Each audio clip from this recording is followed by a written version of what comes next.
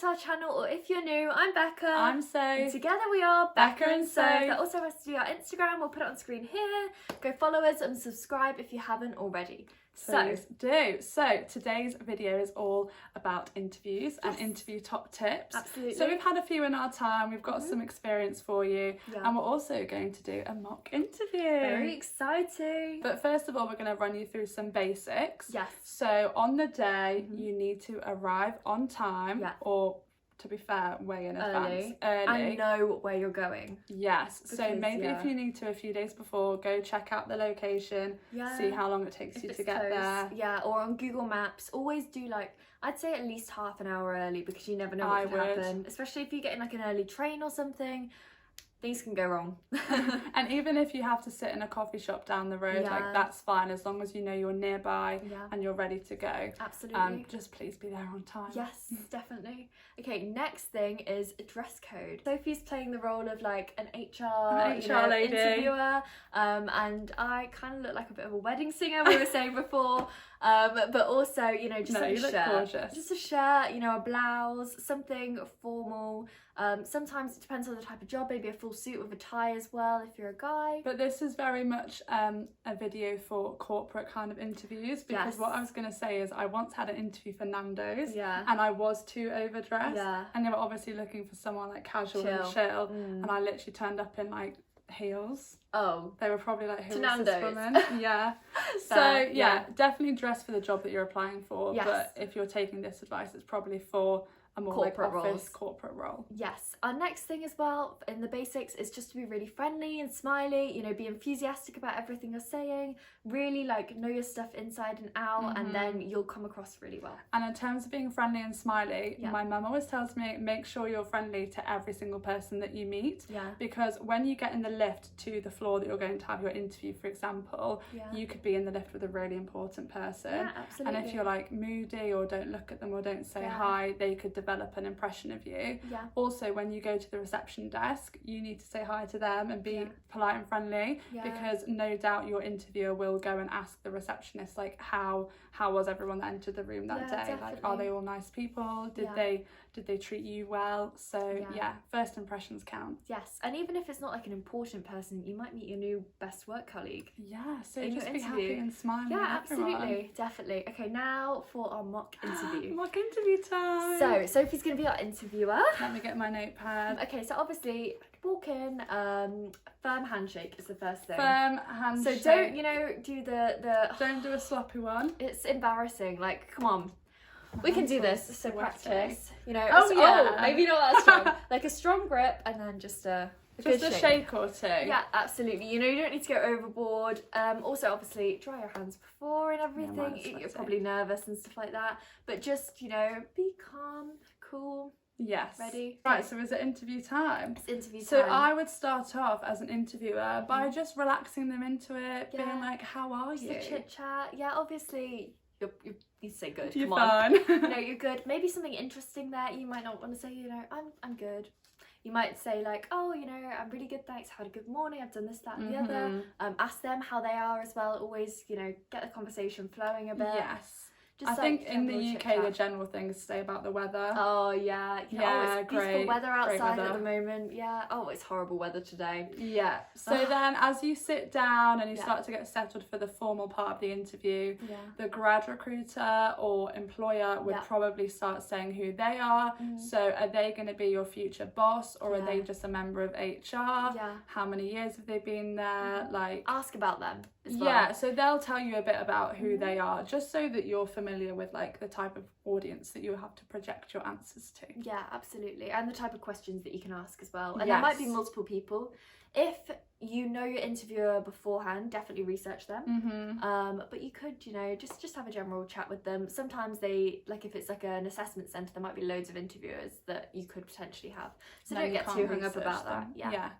I was also going to say, if there's multiple people, make sure when you're saying your answers, you look at all of them. Yes, because don't just look at one person. In interviews, if there's two people, there tends to be a good cop, bad cop. Yeah. And then you want to look at the good cop, but you need to look at both of them. Absolutely, eye contact, that's another one. Especially if it's, even if it's an online interview, eye contact for sure. Yes, so let's get into the formal interview. Okay. So I'm about to ask you a question. Yeah. What method do you use to answer the question if it's competency based? Okay, I'd say the STAR method, and we'll talk through it as we go through the question. Very good. So when we say competency based, what do we mean? So this is like asking, name a time when you know, when have you done this before? If you're in this situation, what would you do? That kind of question. Big tick. Right, so they're not going to ask you what a competency-based question is, by the way. We're just telling you, because there are different types of interviews, but we're just basing this off competency. Yeah. So, as a grad recruiter, I'm going to ask the candidate, name a time where you faced conflict and tell me how you overcame it. Okay, so STAR. First, S, situation. So I'd give a bit of background information. So it was when I was in college that I was doing this. We were doing something called Young Enterprise, and then a little bit of background about Young Enterprise. So it's where, you know, a group of us got together, made a company, and we had to deliver a product or service and make money from it. So T is the task. So the task that we had to do was work together as a team. This could be with people that maybe you'd worked with before, or people that you hadn't, people you know, people you don't. Both have their own challenges, and we had to work together to produce a profit overall. A is for action. That's right. And that is what did you actually do? So we worked together as a team, but we had lots of conflict within our team, you know, so like some people didn't get on as well with other people. There were lots of like, you know, no one was really that decisive with ideas. People had opposing ideas and wanted to do different things. People wouldn't follow through with what they said they were going to do, as with everything, you know, in any kind of job. And also I think it's good to try and make your answer relatable to the job or to a general work. Then finally R, which is your result. So what happened? So we organised a team building session. So we had some external team building people come in and run like a session with us, and work together and like understand where everyone was coming from, help us to communicate basically. We tried it ourselves and it just wasn't working. And then the final outcome of that was that we won the Teamwork Award for Nottinghamshire, as we've spoken about in our other videos if you've watched them. Obviously that was a bit rambly, but you just go situation, task, action, result, and just talk through that every single time, and I think it gives you a good structure, and maybe you don't ramble as much as I did, and it just sets out, you know, in your head, you don't literally have to say the situation was, the task was. No, as long as you cover and reach that criteria, because that's what the grad recruiter will be ticking off, like, oh, they actioned it and they got this result. Yeah, so definitely. As long as you've got the structure in your head, as you said, you don't need to say the actual keywords, do you? Yeah, and also on that, you can research online. Generally, like, they all ask the same thing usually, you know, about times where you've worked in a team, times where you've had to overcome conflict, about the role specifically. Like, there's loads of things that they can ask. And then after that, what would they ask you?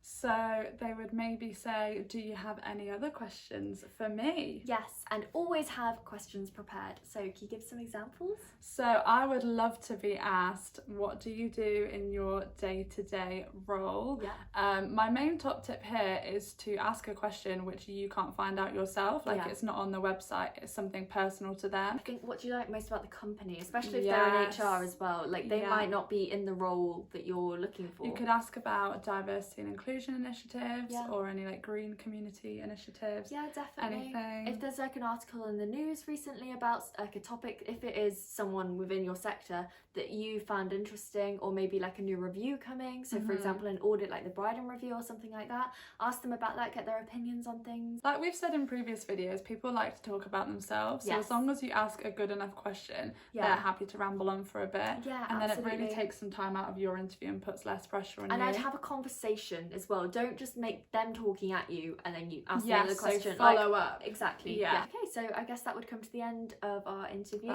Obviously, shake hands again, COVID permitting. Keep it smiley. See what you're doing next. You know, if it's an assessment centre, check your schedule. What have you got on next? Always have water with you as well. Yes. So actually that brings us nicely onto our top tips. Our top tips. So you can bring your own water, but one of my top tips is when you arrive there, they'll quite often say, would you like a tea or coffee or water? This is for an interview. And I would definitely take a drink, probably water. And when they give it to you, it's just perfect if you need a second or two break when they've asked you a question. If you can't think of an answer immediately, just take a sip. pick up that water, and take the mick. sip. Don't take the mick. But it's like that video where oh my gosh, yeah. No, definitely. But just take your time. I think stay calm, relax. Actually, another good tip is to practice all the questions that you think could possibly come up. And then, when you are answering them, you're a lot more calm. You're well rehearsed, aren't you? So you can practice yourself. Yeah. You could do it in the mirror, or if it's a video interview, just record yourself on your laptop. Yeah, ask But a also friend, do it with friends, do it with family. Yeah, definitely. Yeah, you've got loads of people to ask. Absolutely, yeah. Another top tip is what to bring on the day. So obviously we've spoken about water. Definitely have a water bottle with you. Pen, paper, maybe a CV. It depends. Your watch. That's such a good top tip. So maybe in the interview you'll have been told, oh, this is going to be 45 minutes roughly. So if you're rambling on and you suddenly look down and the 45 minutes is gone, they want to wrap it up and you should too. So it gives you a really good indication of how you're doing. Yeah, and if the interview is part of an assessment centre day, a watch is just crucial for the main task that you do. And knowing, you've got 10 minutes to do this, okay, I've got 5 minutes left. Yeah. Because you don't really want to be on your phone all the time unless they tell you you're allowed to and stuff. It just looks a bit unprofessional. So a watch is just way better. Yeah, and make sure that it's not stuck, because mine was one time. When watches break, it needs to be a good operating watch. Get an operating watch. Other things to bring, like we said before, a pen and paper, just in case you have to write things down on the day. A backup copy of your CV in case they haven't had a chance to print it out or something, or if they haven't even got it yet. They do say when you're on the way to the interview, read over your CV, because there might be minute detail that you forget about if you're just trying to think of it in your head. Yeah. But if you've just read it, you can really easily on that, pick watch your CV video if you need any help with that's CVs. A nice link. Yes. But just generally, they ask you questions about your CV throughout the whole interview. That's what I've always found anyway.